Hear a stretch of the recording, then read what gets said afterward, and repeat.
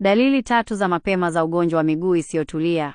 RLS. Ugonjwa wa miguu isiyotulia, restless legs syndrome, unamaanisha kuwa mfumo wako wa neva unatengeneza hamu isiyozuilika ya kusogeza miguu yako, haswa unapopumzika, umeketi tuli, au umelala ili upate usingizi.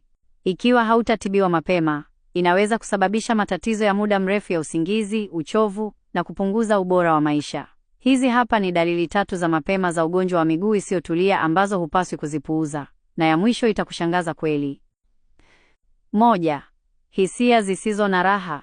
Dalili ya kwanza ni hisia ya kuwasha isiyo na raha, au hisia kana kwamba kuna kitu kinatambaa miguuni mwako.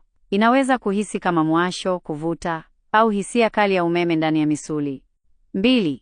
Kuamka mara kwa mara usiku. Dalili ya pili ni kuamka mara kwa mara usiku. Misogeo ya miguu inayojirudia, inakatiza mizunguko ya kawaida ya usingizi, na kusababisha ukosefu wa umakini, hasira, na nishati kidogo siku inayofuata.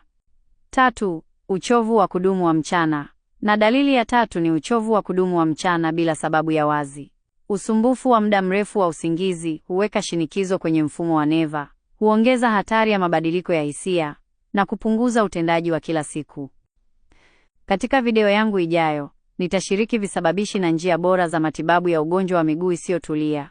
Andika ndio ikiwa ungependa kuona video hiyo.